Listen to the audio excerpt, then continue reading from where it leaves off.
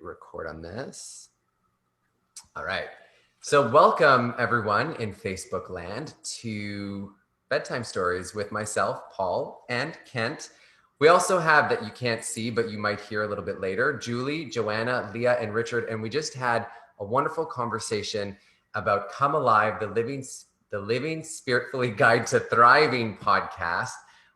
We just released episode number 2 last week. And if you listened to the episode, you might recognize tonight's story. Tonight's story is called Frederick. And I think last week I said it was about a bear family, but it's actually a mouse. Sorry, you guys. I have no excuse. I just don't remember. I have no memory of anything. So today's story is Frederick the Mouse. And I've never heard of this story before, and it was published back in 1967 by Leo Leone. And it's won an award or a Caldecott Honor book. It's got a little crest here. I don't know if you can see that. So, Frederick. All along the meadow where the cows grazed and the horses ran, there was an old stone wall.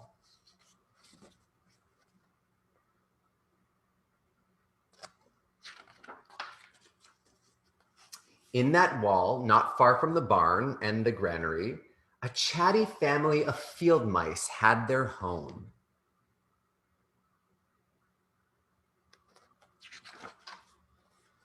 But the farmers had moved away, the barn was abandoned, and the granary stood empty. And since winter was not far off, the little mice began to gather corn and nuts and wheat and straw. They all worked day and night, all except Frederick.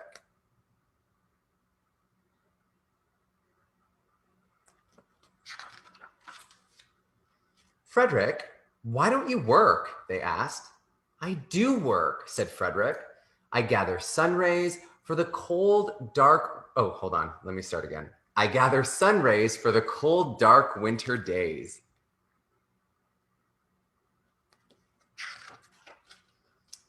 And when they saw Frederick sitting there, staring at the meadow, they said, and now, Frederick? I gather colors, answered Frederick simply, for winter is gray.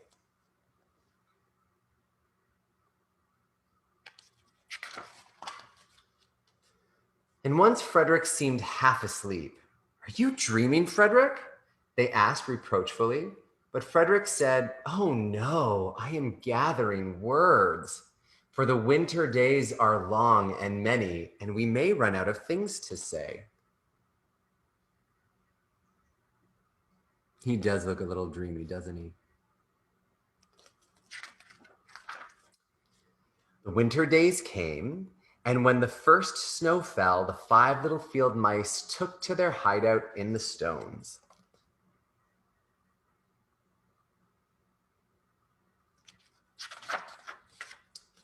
In the beginning, there was lots to eat, and the mice told stories of foolish foxes and silly cats. They were a happy family.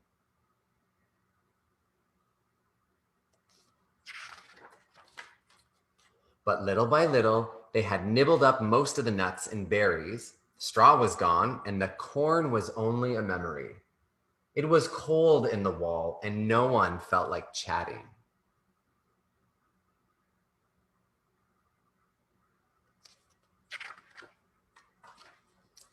Then they remembered what Frederick had said about the sun rays and colors and words. What about your supplies, Frederick? They asked.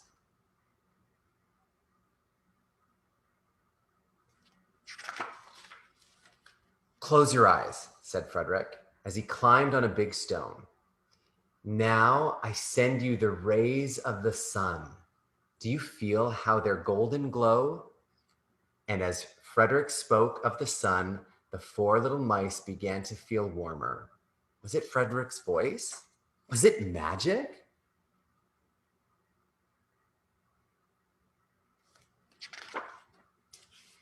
And how about the colors, Frederick? They asked anxiously.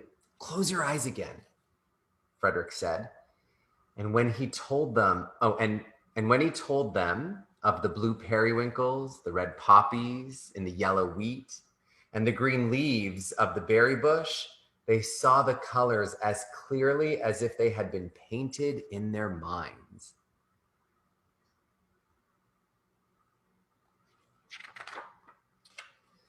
And the words, Frederick? Frederick cleared his throat, waited a moment, and then, as if from a stage, he said, "Who scatters the snowflakes? Who melts the ice? Who spoils the weather? Who makes it nice? Who grows the four-leaf clovers in June? Who dims the daylight? Who lights the moon? 4 little field mice who live in the sky. 4 little field mice like you and I."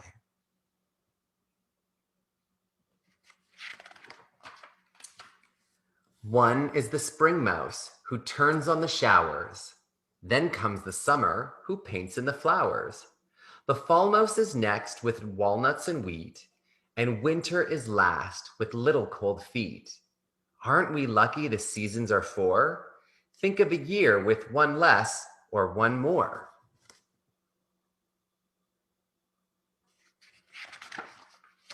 When Frederick had finished, they all applauded. "But Frederick," they said, "you are a poet." Frederick blushed, took a bow, and said shyly, "I know it." I want to get that nice and close. That is the story of Frederick the Mouse. The end. This is just about the author. So there you have Frederick the Mouse. We're going to get into a discussion. For those of you watching this on the Facebook, we're going to get into a little conversation about this. If you'd like to join us, remember we're here every Wednesday at 9 p.m. Eastern Time in the Zoom room. So I hope you will join us soon. Bye for now.